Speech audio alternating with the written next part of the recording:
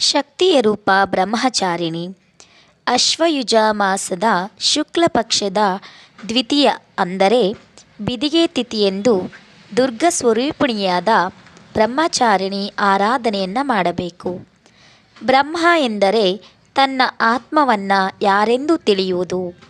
ಚಾರಿಣಿ ಎಂದರೆ ವ್ರತ ನಿಯಮ ಆಚರಿಸುವುದು.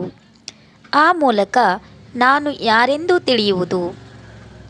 ದೇವಿಯು ಪರ್ವತರಾಜನ ಗೃಹದಲ್ಲಿ ಜನಿಸಿದವಳು.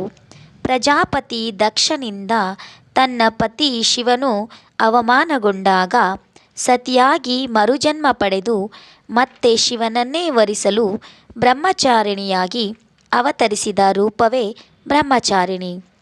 ಶಿವನನ್ನ ವಿವಾಹವಾಗಲು ಸಾವಿರಾರು ವರ್ಷ ಬ್ರಹ್ಮಚಾರಿಣಿಯು ಹಣ್ಣು ಎಲೆ ಸೇವಿಸುತ್ತಾ ಬಿಲ್ವಪತ್ರೆ ಜಲವನ್ನು ಸೇವಿಸುತ್ತಾ ಎಲ್ಲವನ್ನೂ ನಿಲ್ಲಿಸಿ ನೆಲದ ಮೇಲೆ ನಿದ್ರಿಸುವ ಕಠೋರ ತಪಸ್ಸನ್ನು ಆಚರಿಸುತ್ತಾಳೆ.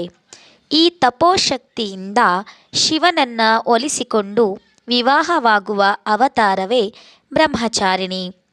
ಬಲಗೈಯಲ್ಲಿ ಜಪಮಾಲೆ, ಮತ್ತೊಂದು ಕೈಯಲ್ಲಿ ಕಮಂಡಲ ಹಿಡಿದು ನಿಂತ ಸ್ವರೂಪದಲ್ಲೇ ಸಾವಿರಾರು ವರ್ಷಗಳ ಕಾಲ ತಪಸ್ಸನ್ನಾಚರಿಸಿ ತನ್ನನ್ನು ತಾನು ಶಿವನಿಗೆ ಅರ್ಪಿಸಿಕೊಂಡಿದ್ದರಿಂದ ಇವಳನ್ನು ಅರ್ಪಣಾದೇವಿ ಹೆಸರಿನಿಂದಲೂ ಕರೆಯಲಾಗಿದೆ. ಈ ಕಠೋರ ತಪಸ್ಸಿನಿಂದ ದೇವಿಗೆ ಶಕ್ತಿಹೀನತೆಯಾದಾಗ ಸ್ತ್ರೀ ಸ್ವರೂಪ ಮರುದಿವ್ಯ ಚೈತನ್ಯಕ್ಕೆ ಪರಮೇಶ್ವರ ತನ್ನ ಕೈಯಲ್ಲಿದ್ದ ತ್ರಿಶೂಲ ನೀಡಿದರೆ, ಮಹಾವಿಷ್ಣು ತನ್ನ ಆಯುಧವಾದ ಸುದರ್ಶನ ಚಕ್ರವನ್ನು ನೀಡುತ್ತಾನೆ. ವರುಣ ಶಂಖವನ್ನು ನೀಡುತ್ತಾನೆ. ಅಗ್ನಿಯು ಈಟಿಯನ್ನು ನೀಡುತ್ತಾನೆ. ವಾಯು ಬಿಲ್ಲು ಮತ್ತು 2 ಬತ್ತಳಿಕೆ ತುಂಬ ಬಾಣಗಳನ್ನು ನೀಡಿದರೆ, ಇಂದ್ರನು ವಜ್ರಾಯುಧವನ್ನು ಹಾಗೂ ತನ್ನ ಬಳಿ ಇರುವ ಐರಾವತದ ಕುತ್ತಿಗೆಯಲ್ಲಿದ್ದ ಗಂಟೆ ಜಪಮಾಲೆಯನ್ನು ಹಾಗೂ ಅಭಿಮಂತ್ರಿತ ಜಲ ತುಂಬಿದ ಕಮಂಡಲವನ್ನು ನೀಡುತ್ತಾನೆ. ಸೂರ್ಯನು ತನ್ನ ಕಿರಣಗಳನ್ನು ನೀಡುತ್ತಾನೆ.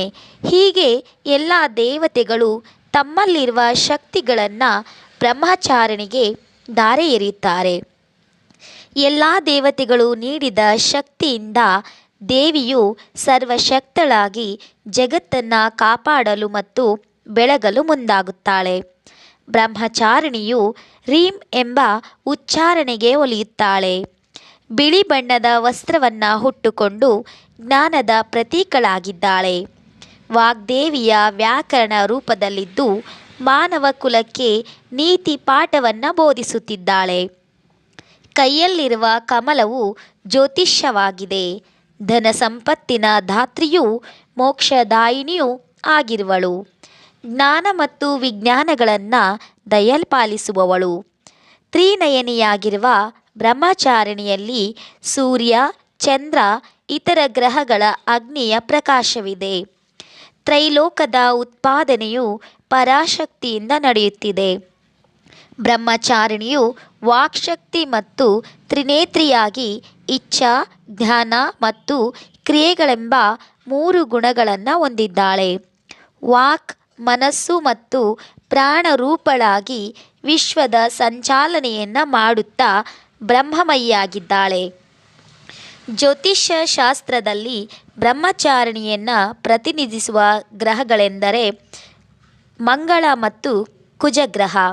ಜಾತಕದಲ್ಲಿ ಮಂಗಳ ಗ್ರಹವನ್ನು ಸಾಮರ್ಥ್ಯ, ಸಾಹಸ, ಕ್ರೀಡಾಪಟುಗಳು, ಧೈರ್ಯ, ಶೌರ್ಯ, ಅಪಘಾತ, ರೋಗಗಳು, ವಿವಾದಗಳು, ಗರ್ಭಪಾತ ಎಂಬ ಅನೇಕ ಕಾರಕತ್ವಗಳಿಂದ ಗುರುತಿಸಲಾಗಿದೆ. ಹೆಣ್ಣಿಗೆ ವಿವಾಹಕ್ಕೆ ಕಾರಕ ಮಂಗಳ. ಕುಜದೋಷವನ್ನು ಈ ಗ್ರಹದಿಂದಲೇ ನೋಡಬೇಕು. ವಿವಾಹ ತಡೆ ಇದ್ದರೆ ವಿವಾಹ ವಯಸ್ಸಿಗೆ ಬಂದ ಹೆಣ್ಣು ಮಕ್ಕಳು ಒಳ್ಳೆಯ ಪತಿಯನ್ನು ಪಡೆಯಲು ಈ ಬ್ರಹ್ಮಚಾರಿಣಿ ಪೂಜೆ ಮಾಡಬೇಕು. ಇದರಿಂದ ಇವರ ವೈವಾಹಿಕ ಜೀವನ ಸುಖಕರವಾಗಿರುತ್ತದೆ. ಭೂಮಿ ವ್ಯಾಜ್ಯವಿದ್ದರೆ, ವಿವಾಹ ನಂತರ ಸಮಸ್ಯೆಗಳಿದ್ದರೆ, ರಕ್ತದೋಷಗಳಿದ್ದರೆ, ರಕ್ತದೊತ್ತಡ ಮತ್ತು ಗಾಯಗಳಿದ್ದರೆ ಅವುಗಳನ್ನು ಪರಿಹರಿಸುವಂಥ ಶಕ್ತಿ ಬ್ರಹ್ಮಚಾರಿಣಿಗಿದೆ. ಬ್ರಹ್ಮಚಾರಿಣಿ ಸೇವೆಯಿಂದ ಪರಿಹಾರ ಕಂಡುಕೊಳ್ಳಬಹುದು. ಇಂದಿನ ಬಣ್ಣ ಹಸಿರು. ಹಸಿರು ಬಣ್ಣ ಸಮೃದ್ಧಿಯ ಸಂಕೇತ, ಬೆಳೆಯ ಸಂಕೇತ. ಆ ಬ್ರಹ್ಮಚಾರಿಣಿಯು ಎಲ್ಲರಿಗೂ ಸಮೃದ್ಧಿಯನ್ನು ನೀಡಲೆಂದು ಪ್ರಾರ್ಥಿಸೋಣ. ಈಗ ಬ್ರಹ್ಮಚಾರಿಣಿಗೆ ಕುರಿತಾಗಿರುವಂಥ ಮಂತ್ರವನ್ನು ಹೇಳೋಣ. ಓಂ ದೇವಿ ಬ್ರಹ್ಮಚಾರಿಣೇ ನಮಃ. ಓಂ ದೇವಿ ಬ್ರಹ್ಮಚಾರಿಣೇ ನಮಃ. ಓಂ ದೇವಿ ಬ್ರಹ್ಮಚಾರಿಣೇ ನಮಃ. ಧನ್ಯವಾದಗಳು.